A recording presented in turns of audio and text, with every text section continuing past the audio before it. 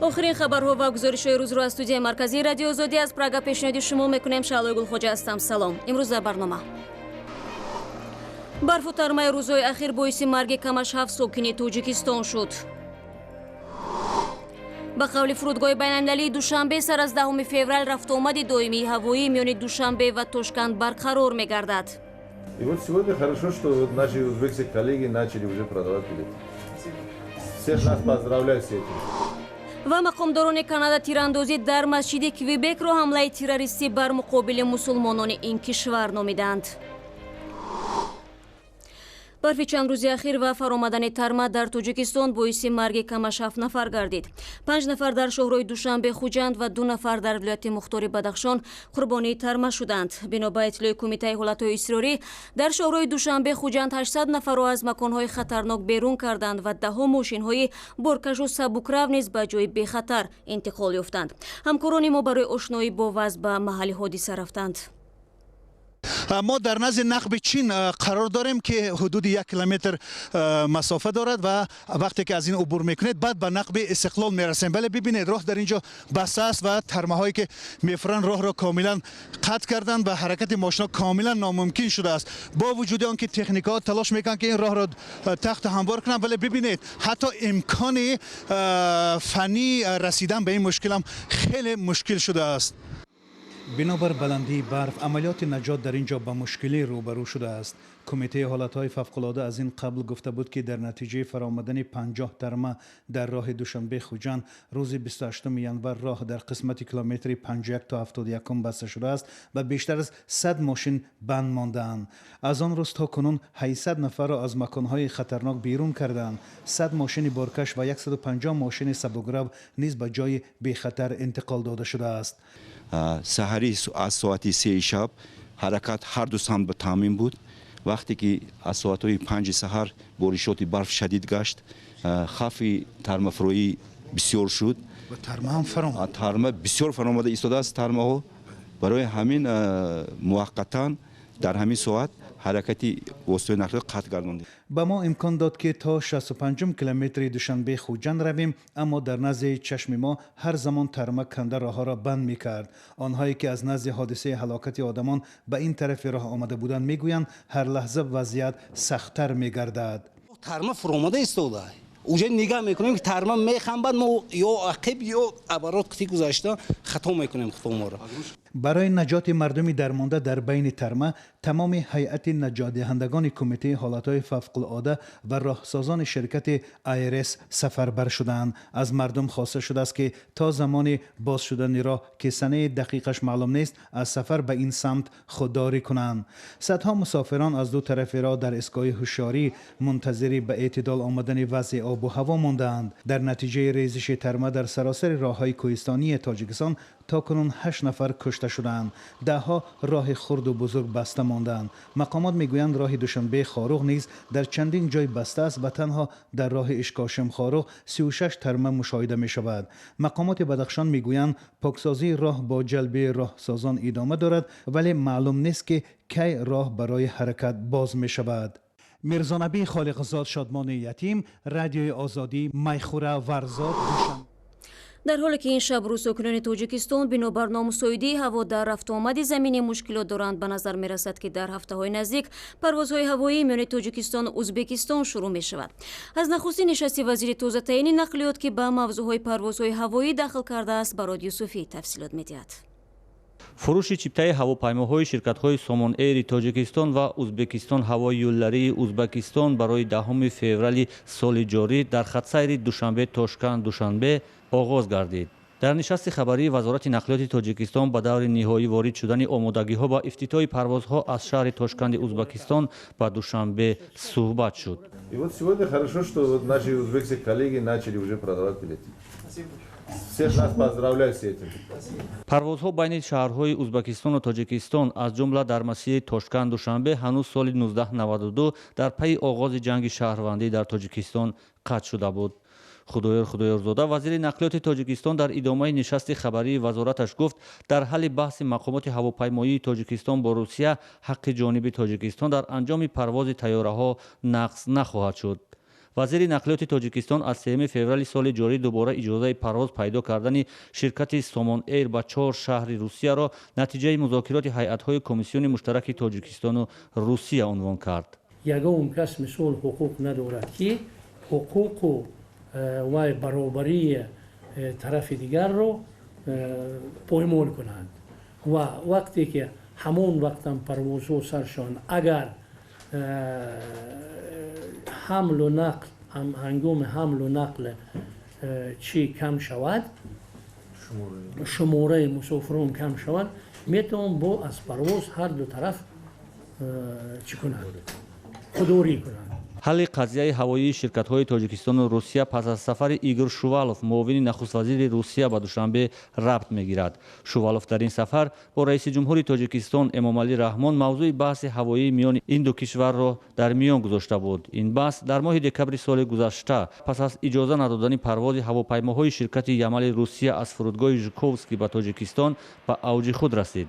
Дар посух ба ин ҷониби Русия парвози ҳавопаймоҳои ширкати Somon Air Тоҷикистон ба 4 шаҳри Русияро манъ кард. ҳоло чанд хабари байналмилалӣ пешкаш мешавад, вале қабл аз он як огаҳӣ дорем. бо кӯмаки созмонҳои байналмилалӣ занони хатлони илми кишоварзиву тиҷоратро аз худ мекунанд. Банак ба раҳмат ки ана имсол ният дорем ҳамин тиёр кардаги нихолаша парвариш карда мо хеле ҳосил гирифта фоида диданем. ин гузориш каме дертар пахш мешавад. мансабдорони Канада ҳамла ба маркази исломии Квебекро амали террористӣ бар муқобили мусулмонон унвон доданд. Пулиси вилояти Квебек гуфт ки ҳамлаи шоми якшанбе ҳаёти кама 6 нафарро аз байн бурда, чанд тани дигарро бо ҷароҳатҳо ба шифохона интиқол доданд. Пулис мегӯяд 2 фарди муттаҳам ба ин амал дастгир шуданд. мавзӯъро ҳамкорамон Зарангези Наврӯшоҳ пайгирӣ кардааст. субҳи душанбе полиси Канада гуфт ки дар натиҷаи тирандозӣ дар як масҷиди шаҳри Квебеки Канада кама 6 нафар кушта шуданд. Тирандозӣ шоми 29 январ зимни намоз сурат гирифтааст ва мақомот гуфтанд ки 2 нафарро дар робита ба ин ҷиноят дастгир карданд. Филип Куллард нахуствазири Канада тирандозиро хушунати барбарӣ номид. Ҷастин Трюдо нахуствазири Канада дар Твиттер навишт ки имшаб мардуми Канада барои онҳое мотам доранд ки дар ҳамлаи буздилона дар масҷиди шаҳри Квебек кушта шуданд. ман ҳам шарики ғами осебдидагон ва хонаводаҳои онҳо ҳастам. як шоҳиди ҳодиса ба хабаргузории Reuters гуфтааст ки 3 фарди мусаллаҳ вориди маркази фарҳангӣ исломии Квебек шуда 40 нафари дохили марказро ҳадафи тир қарор доданд. таҳдид ба ин марказ дар гузашта ҳам сабт шуда буд. моҳи июн дар даромадгоҳи марказ сари хукро ҳаво дода буданд. ҳодисаҳои марбут ба исломситезӣ соли гузашта баъд аз оғози баҳси манъи ниқоб дар вилояти Квебеки Канада афзоиш ёфтаанд. дар вилояти Онтариои Канада бошад соли 2015 баъди ҳамлаи маргталабона дар Фаронса афроди номаълум як масҷидро оташ заданд. президенти Иёлоти Муттаҳидаи Амрико Доналд Трамп аз фармонаш дар бораи манъи вуруди шаҳрвандони 7 кишвари аксаран мусулмоннишин ҳимоят карда, афзуд ки ин манъи вуруди мусулмонон ба Амрико намебошад. рӯзи якшанбе президенти Иёлоти Муттаҳидаи Амрико гуфт тақдими раводиди сафар ба тамоми кишварҳо замоне аз сар гирифта хоҳад шуд ки сиёсати фавқулода амн поягузорӣ шавад.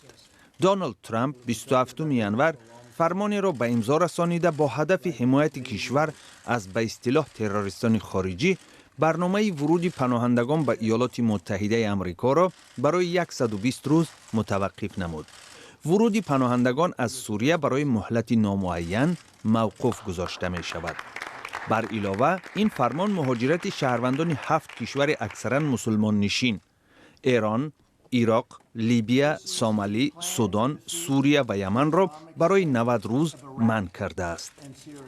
рӯзи якшанбе дар фурудгоҳи Даллеси Вашингтон муҳоҷири афғон Ёсир Ризоӣ ба хабарнигори Reuters гуфт ӯ, ҳамсар ва фарзандонаш раводиди муҳоҷират доштанд ва бидуни мушкилӣ тафтишро гузаштанд.